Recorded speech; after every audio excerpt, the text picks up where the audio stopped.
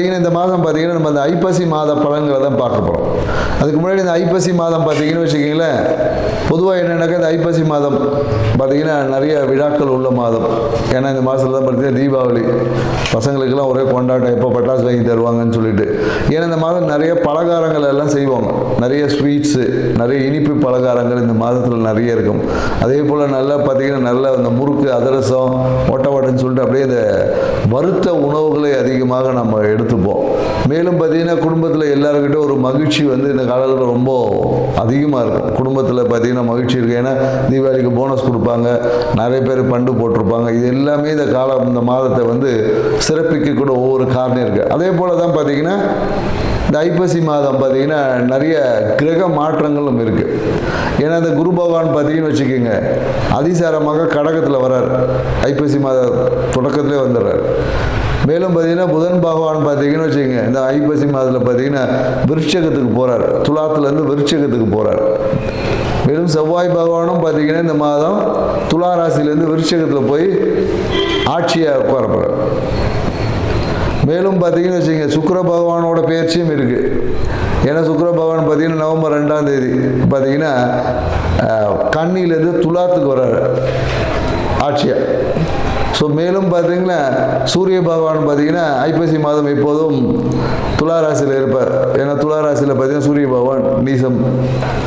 So இப்படி இவ்வளோ கிரக மாற்றங்கள் இந்த மாதத்தில் இருக்கிறதுனால நிறைய விஷயங்கள் இந்த மாதத்தில் நடக்க போகுதுன்னு சொல்லலாம். எல்லா ராசிக்காரர்களுக்கும் ஏதோ ஒரு விதத்தில் ஆரம்ப கட்டங்களில் நிறைய நற்பலன்களில் மாத பாதிக்கு அப்புறமா சில நற்பலன்கள் குறையவும் வாய்ப்பு இருக்குது. சில ராசிக்காரர்கள் பார்த்தீங்கன்னா ஆரம்ப கட்டத்தில் நற்பலன்கள் கொஞ்சம் கம்மியாக இருக்கும். ஒரு மாத நடுவில் அப்புறமா பார்த்தீங்கன்னு வச்சுக்கோங்க, பாதிக்கு மேலே பார்த்தீங்கன்னா நற்பலன்கள் அதிகமாக கிடைக்கக்கூடிய வாய்ப்புகள் எல்லாமே இருக்குது. பொதுவாக இந்த தீபாவளிக்கு பார்த்தீங்கன்னா நம்ம யம தீபம் ஏற்றுவோம். ஏன் இந்த யம தீபம் ஏற்றணும் அப்படின்றதுக்கெல்லாம் நிறைய விளக்கங்கள் இருக்குது. ஏன்னா யம தீபம் ஏற்றி இந்த மாதத்தில் பார்த்தீங்கன்னா காலையில் தீபாவளிக்கு காலையில் சுட சுட மட்டன் சாப்பிட்றது, நல்லா காலையில் கறி சாப்பிட்றது, மேலும் கங்காஸ்தானங்கள் காலையில் விடிய காலையில் கங்காஸ்தானம் செய்வோம். ஸோ இந்த மாதிரி நிறைய நிகழ்வு எல்லாமே இந்த மாதத்தில் இருக்கும். இந்த மாதத்து இதெல்லாம் ஏன் செய்யணும் அப்படின்ற ஒரு இருக்குது. ஏன்னா இதுக்கு ஆன்மீகத்தில் நிறைய விஷயங்கள் சொல்லியிருப்பாங்க. ஏன்னா நரகாசுரனை வதம் பண்ணதுனால நம்ம அதை கொண்டாடுறோம் அப்படின்னு சொல்கிறாங்க. இங்கே நரகம் என்னாவே என்ன சொல்லுவோம்னா, நம்ம இருட்டு, குளிர்ச்சி, இது ரெண்டு தான் நரகம். ஏன்னா இருட்டில் தான் பார்த்தீங்கன்னா பயம் இருக்கும். ஏன்னா நரகத்தில் பயம் இருக்கும் இல்லையா, சொல்லியிருப்பாங்க எண்ணெய் டஸ்ட்டில் போட்டு வறுப்பாங்கன்னு சொல்லி, அந்த பயம். அதே போல் குளிர்ச்சியில் பார்த்தீங்கன்னு வச்சுக்க, நமக்கு உடம்பு நடுங்கி நம்மளுடைய ஒரு ரொம்ப சோம்பலாக இருக்கும். ஏன்னா இந்த ஐப்பசி மாதத்துக்கு அப்புறம் பார்த்தீங்கன்னா இருட்டோட தன்மை அதிகமாக இருக்கும், பகலோட தன்மைகள் குறையும். வெப்பத்தோட தன்மையில் காற்றுலேயே பார்த்தீங்கன்னா ஒரு சில்லு காற்றடிக்கும். காற்றுல பார்த்தீங்கன்னா குளிர்ச்சி, ஈரப்பதம் அதிகமாக இருக்கும். ஸோ அப்போ இந்த விஷயங்களை, ஏன்னா இது எல்லாமே பருவகால மாற்றங்களுக்கு ஏற்றாப்படி நம்மளுடைய வாழ்க்கை முறையில் சில மாற்றங்களை செய்து கொண்டால் நம்ம வாழ்க்கை சிறப்பாக இருக்கும். அப்படின்றதுனால தான் சில நிகழ்வுகளை அந்த பருவகால மாற்றத்தின் தொடக்கத்தில் நம்ம செய்வோம். ஏன்னா நம்ம தீபாவளி அன்றைக்கி கங்காஸ்தானம் குளிச்சிடுவோம், அதோட கிடையாது. கங்காஸ்தானம்லாம் அதுக்கப்புறம் பார்த்தீங்கன்னா நைட்டு எல்லாம் 10 மணிக்கு 11 மணிக்கு, சில பேர் சாயந்தரம் தான் குளிக்கிறாங்க. ஸோ அப்போ என்னென்ன இந்த காலகட்டத்தில் கங்காஸ்தானம் என்பதுக்கு குளிக்கணும், சுடு தண்ணியில் குளிக்கணும். ஏன்னா கங்காஸ்தானம்னாவே சுடு தண்ணியில் குளிக்கிறது தான். ஏன்னா அதுக்கு பின்னாடி பெரிய உடனே கங்காஸ்தானம்னா அப்படியே அதுக்கெல்லாம் கேட்காதுங்க. ஏன்னா அதுக்கு பின்னாடி மிகப்பெரிய மருத்துவ விஷயங்கள்லாம் இருக்குது, நிறைய இருக்குது. ஏன்னா இந்த காலகட்டம் குளிர்காலம். இந்த காலத்தில் போயிட்டு நான் வந்து குளிர்ந்த தண்ணியில் தான் குளிப்பேன்னு நிறைய வாதம் சார்ந்த விஷயங்கள் வந்துடும். ஸோ அதனால் மிதமான சூடு உள்ள தண்ணியை குளிக்கணும் அப்படின்ற ஒரு அறிவியல் விஷயத்தையும் புரிஞ்சுக்கணும்.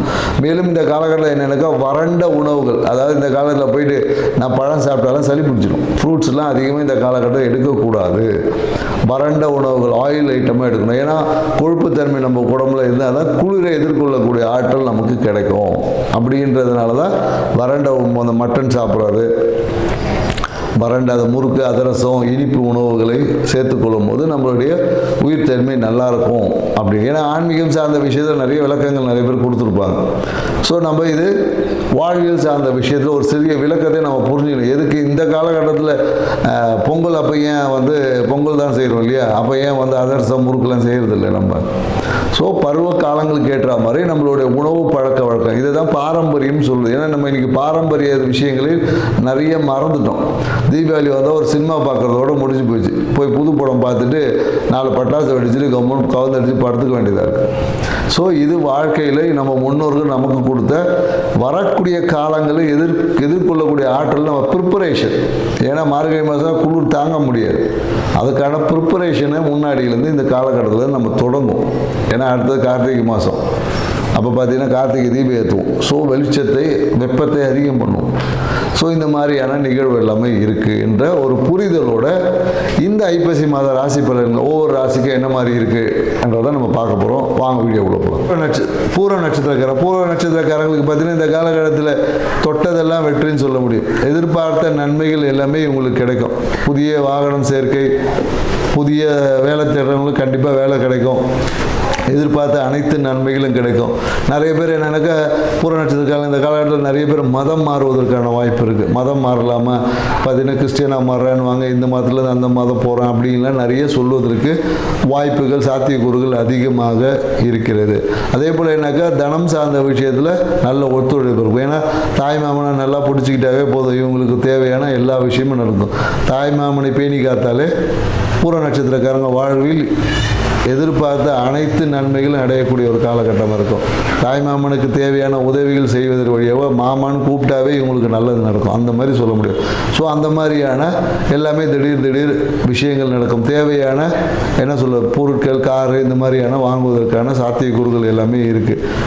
ஸோ மேலும் என்னென்னாக்கா இந்த காலகட்டத்தில் என்னென்னாக்கா காதல் செய்யக்கூடிய பூர நட்சத்திரக்காரங்களாம் காதல்லாம் வந்து கொஞ்சம் கட்டாயம், காதல் வந்து கசக்கும்.